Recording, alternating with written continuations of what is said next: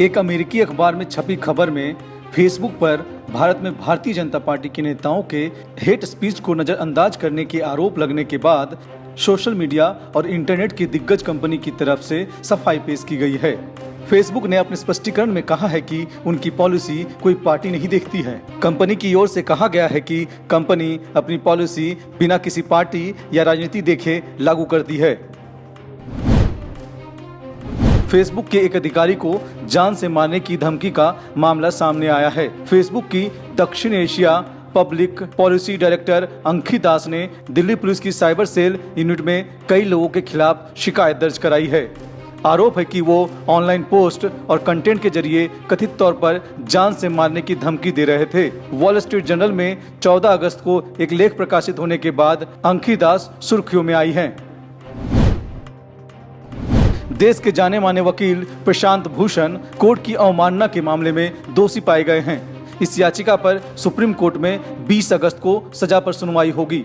इस बीच प्रशांत भूषण के खिलाफ एक और अवमानना मामले में सुप्रीम कोर्ट ने सवाल तय किए हैं। साल 2019 के एक अवमानना मामले में सुप्रीम कोर्ट ने 3 सवाल तय किए हैं।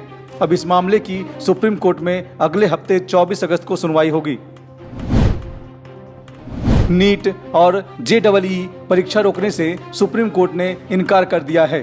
कोरोना के मद्देनजर IIT-JEE और नीट परीक्षा स्थगित करने की मांग वाली याचिका कोर्ट ने खारिज कर दी है। याचिका में कोरोना के मद्देनजर परीक्षा को टालने की मांग की गई थी। सुप्रीम कोर्ट ने अर्जी खारिज करते हुए पूछा है कि क्या कोरोना के कारण देश में सब कुछ रोक दिया जाए? क्या स्टूडेंट के साल यूं ही खराब होने दिया जाएगा? दूसरे देशों में फंसे भारतीय नागरिकों को स्वदेश वापस लाने की मुहिम जारी है। एयर इंडिया के साथ मिलकर वंदे भारत मिशन का 5वां चरण चल रहा है।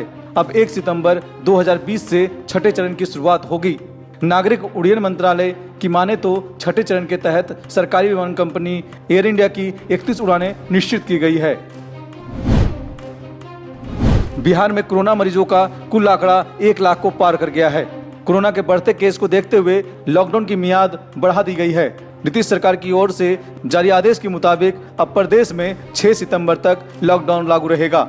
इससे पहले 16 अगस्त तक लॉकडाउन की मियाद बढ़ा दी गई थी। बिहार में विधानसभा चुनाव की दस्तक के साथ ही पार्टी बदलने का सिलसिला शुरू हो गया है। इसी कड़ी में श्याम रजक ने RJD का दामन थाम लिया। RJD नेता तेजस्वी यादव ने श्याम रजक को पार्टी की सदस्यता दिलाई। RJD में शामिल होने के बाद श्याम रजक ने नीतीश सरकार पर निशाना साधा। वहीं तेजस्वी यादव ने कहा कि ऐसा कोई सगा नहीं जिसे नीतीश जी ने ठगा नहीं, नाम गिनवाएंगे तो पूरी किताब भर जाएगी। हवाला मामले में गिरफ्तार चीनी नागरिक चार्ली पेंग पर जांच एजेंसियों का शिकंजा कसता जा रहा है। अब प्रवर्तन निदेशालय ने चार्ली के खिलाफ मनी लॉन्ड्रिंग का मुकदमा दर्ज किया है। जांच में ये खुलासा भी हुआ है कि वो न केवल हवाला का कारोबार कर रहा था, बल्कि भारत में निर्वासित जीवन बिता रहे तिब्बती धर्मगुरु दलाई लामा की जासूसी भी कर रहा था। पूर्व राष्ट्रपति और कांग्रेस के वरिष्ठ नेता डॉक्टर प्रणब मुखर्जी की हालत स्थिर बनी हुई है। ये जानकारी आर्मी हॉस्पिटल की तरफ से दी गई है। आर्मी हॉस्पिटल ने सोमवार सुबह जारी मेडिकल बुलेटिन में कहा कि प्रणब मुखर्जी की हालत अभी गंभीर बनी हुई है और उनकी निगरानी की जा रही है।